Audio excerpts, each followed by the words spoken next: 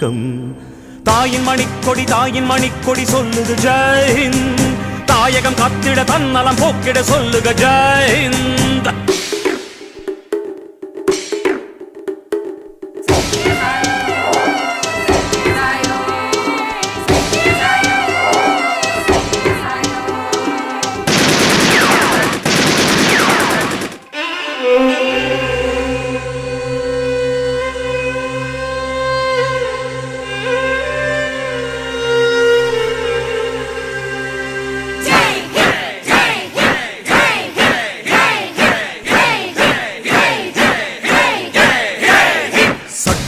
நம் சட்டம் புது வேகம் கொள்ளாதோ.